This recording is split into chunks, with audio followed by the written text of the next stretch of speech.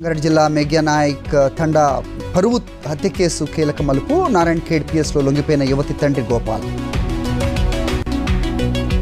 భూపాల్పల్లి జిల్లా మహదేవ్పూర్ అటవీ ప్రాంతంలో పులి సంచారం. అన్నారం క్రాస్ బీర్సాగర్ పోచమాలయం వద్ద చూసినట్లుగా తెలిపిన స్థానికులు. జగనన్న కాలనీలకు మౌలిక వసతులు కల్పించడంలో కూటమి సర్కార్ నిర్లక్ష్యం. నెల్లూరు జిల్లాలో వెంకటగిరిలో అష్టకష్టాలు పడుతున్న స్థానికులు. బర్డ్ ఫ్లూ దెబ్బకు వెలవెలబోతున్న చికెన్ షాప్స్, కిటకిటలాడుతున్న చేపలు మాంసం మార్కెట్లు.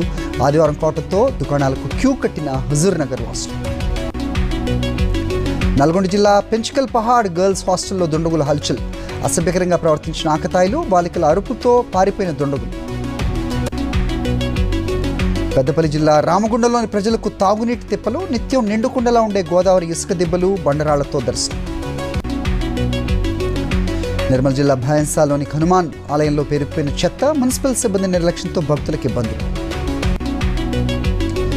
ఛత్తీస్గఢ్, ఒడిషా రాష్ట్రాల నుంచి తెలంగాణ వలస వస్తున్న కూలీలు. భద్రాద్రి జిల్లా చర్ల మండలంలో మిర్చి కోయటానికి వచ్చిన ఇతర ప్రాంతాల్లో. ఢిల్లీ రైల్వే స్టేషన్లో తొక్కిసలాట. 18కి చేరిన మృతుల సంఖ్య. మృతుల్లో 5 చిన్నారులు, 30 మందికి పైగా గాయాలు. హాస్పిటల్కు తరలింపు. కుంభమేళా వెళ్లే భక్తులతో కిక్కిరిసిన ఢిల్లీ రైల్వే స్టేషన్. రైళ్లు రద్దయ్యాయని వదంతులు. ప్లాట్ఫామ్ పైకి ప్రయాణికులు దూసుకురావడంతో తొక్కిసలాట.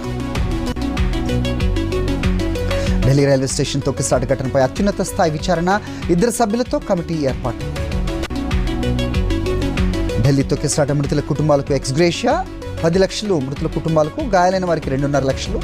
స్వల్పంగా గాయపడ్డ వారికి ₹1,00,000.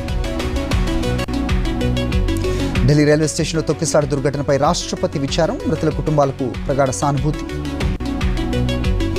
ఢిల్లీ రైల్వే స్టేషన్ ఘటనపై ప్రధాని మోదీ దిగ్భ్రాంతి. మృతుల కుటుంబాలకు ప్రగాఢ సానుభూతి తెలిపిన ప్రధాని.